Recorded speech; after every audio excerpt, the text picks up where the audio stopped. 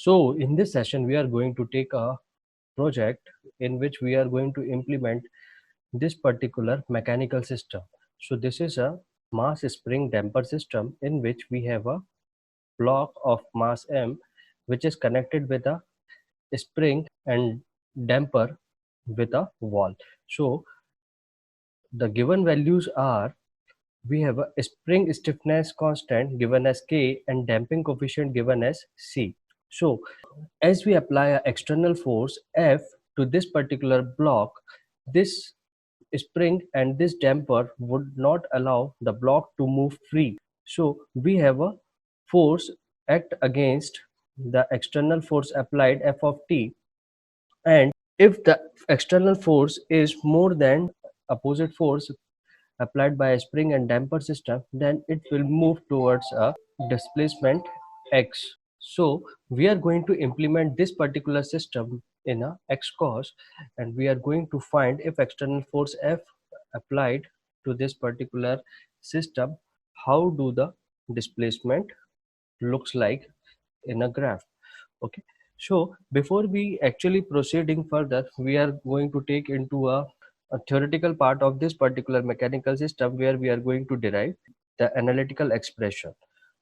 So as I have already told you, when we have applied a force F, which is an external force, there are two forces applied in against of a external force, which are, first one is a, due to the spring we have a elastic force, and second one is a force represented by a Ft, which is due to the damper.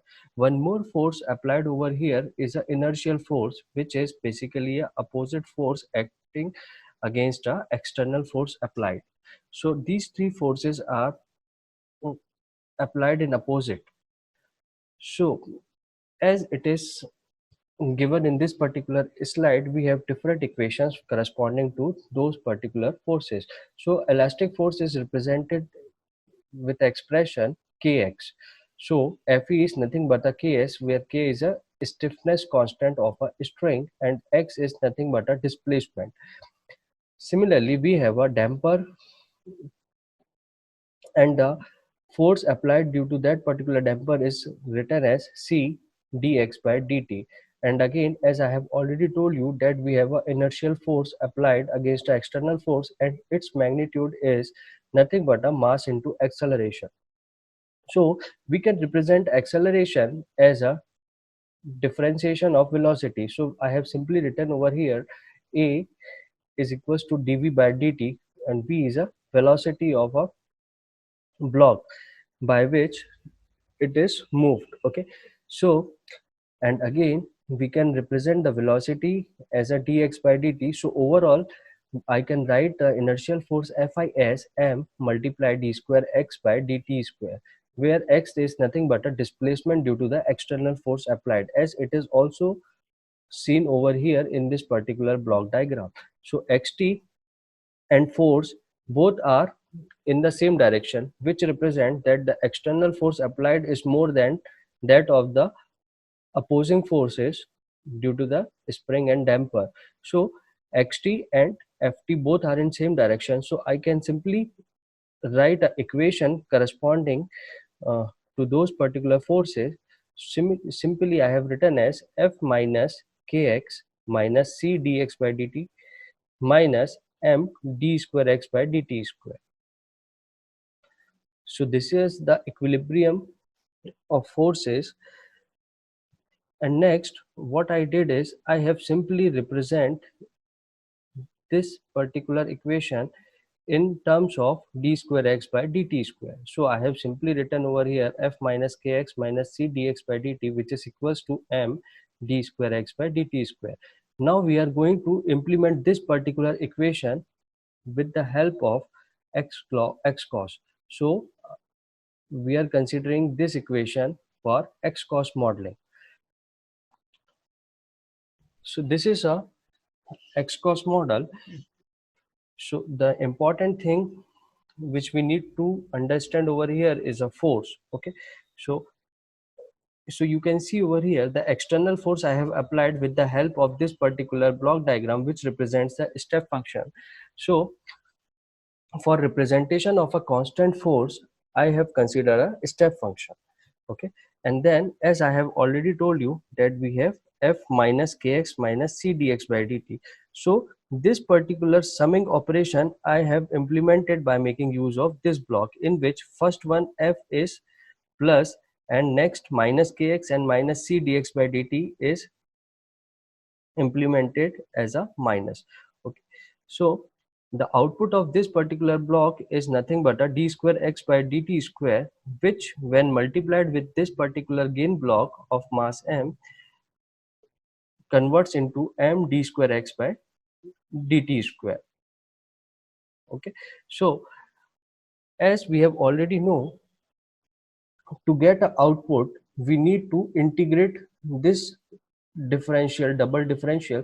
So the integration feature I have applied with the help of 1 by s, which I have already told you in my previous session why we have used 1 by s. So the integral operation is performed by making use of 1 by s. So after performing integration, the result is dx by dt, which is nothing but a velocity by which the block is moving because of the external force. Okay, so this dx by dt is representing a velocity, and again if I integrate this particular dx by dt, we'll get a displacement x. Okay, so this is the output which we are going to plot in c scope. So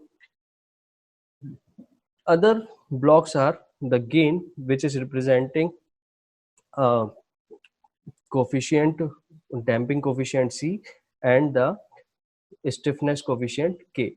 So this is a complete schematic of a block diagram which we are going to implement in a XCOS, and we analyze the output. So this is my XCOS palette browser and the editor window. So first step is to provide an external force, which I am implementing by making use of this step function because of a constant force. Next, we require a summing operation, which we have found in mathematical operator. So we can simply drag and drop this particular summing operation. Okay, next we require two integral blocks.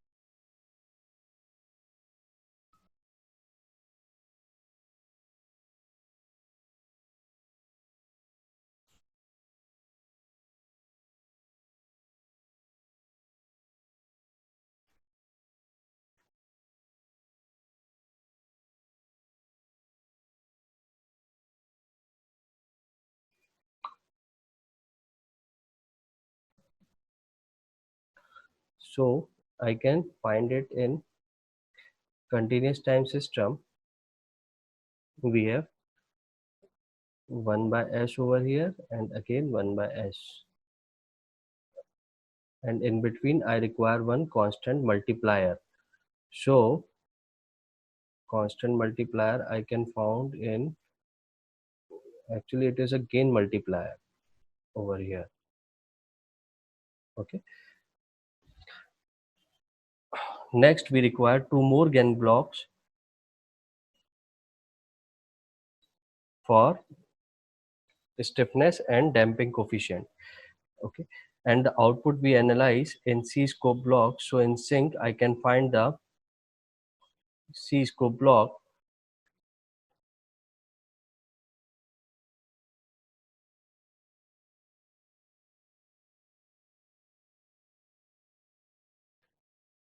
and it requires event handling. So I can take a clock c over here. Okay, so this is the number of blocks we require. So if we want to compare the input force F with a displacement X, so we need to have a multiplexer so that I can, in a single graph, I can compare both the graphs. Okay, so I am importing a multiplexer operation to get a output. Okay,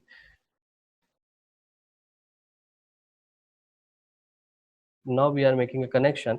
So as I have already told you, we require three ports over here, three input ports.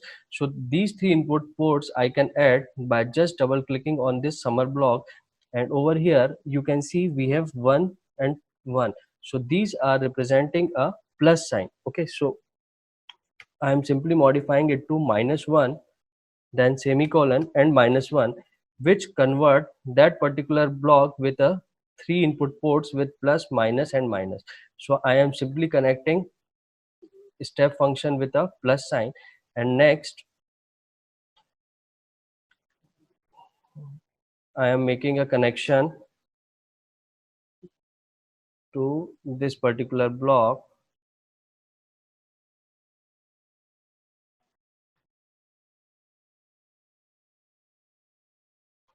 Okay, just wait.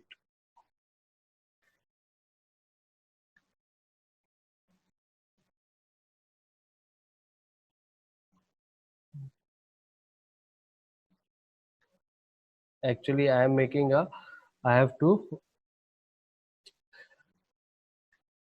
rotate these two blocks to make it to input and output. Okay, so this block I am connecting over here, and this block I am connecting over here. Okay, so this is what dx by dt representation, and I am attaching this to this particular port, and again I am connecting this to this particular port, and the multiplexer one port I am connecting with step block. So we have the complete connection of all the blocks over here, and next I am connecting the C scope blocks. So now it is looking very nasty. I am simply selecting all and then convert it into a optimal link style. So you can see now it looks very neat. So this is a complete block diagram of a spring mass damper system. Now we are making some arrangements. So simply I am double clicking on a step function. As you can see over here, it is written over here, step time is 1 and final value is 1. Initial value given is over here is 0. So I am making a step time as a 0. Okay, and initial value is also 0, and final value I have given as 1. So the final value it reaches to a 1. Next, over here in C scope block, as you can see, the minimum and maximum value is -15 to 15. So for proper visualization, I am making it to 0.5. So -0.5 to 2, because the maximum value we are reaching to, the final value in the step is 1. So I am making it to 2 so that we can comfortably look into the results. And again, I am making a refresh period, which is simply representing a integration time to 15. Okay, next I am clicking on a clock event, double clicking on a clock event and making a initialization time to a 0, and period which is representing a sampling interval is by default a 0.1. So I am not making any changes in that initialization time, so that it start with the origin. Okay, 0. So these all are the arrangements I have made, and next what I am doing, I am simply click on the simulation and then click on setup. Okay, so you can see over here we have this particular block opening in which we have a final integration time. So as you can see, when I double click on C scope, I have written over here in refresh period 15. So the similar value I have to mention over there in a setup also. So in simulation, I am clicking on setup, and then I am making it to 1.5. And other things we are not going to worry about. These are the different type of solvers we are providing and the tolerance values. So this is the arrangement, complete arrangement of a system. Next, in the gain blocks, by default we are considering the value 1. So the mass value which is mentioning over here, I am making it to 1. Again, stiffness factor K is also 1 and C is also 1. You can take these values corresponding to a problems in your hand. Suppose if in some question you have given some different values, then you can simply double click on those particular blocks and change the default value to a specific value. Okay, so by default I am considering mass 1, k1 and c1. Okay, now I am simply start simulating and running the block diagram. So you can see we have this particular curve, okay, in which this green line is representing a step signal which we have applied as a force. So constant force we are applying, and you can see because of the spring and damper system we do not get a linear displacement. Okay, we do not get a constant displacement, but the displacement is attributed in this particular fashion, which is representing with a black curve. So by this way we can easily analyze any system by modeling, by analytically modeling the system and represent in the form of block diagram. And we can also adjust the properties of a system according to our requirement. Suppose if we do not want this much of time to this much of time, then we can modify the parameters in such a way so that it can take a less time to reach to a stable position. Okay, so this type of analytical modeling is very important for analyzing a system. Okay, thank you.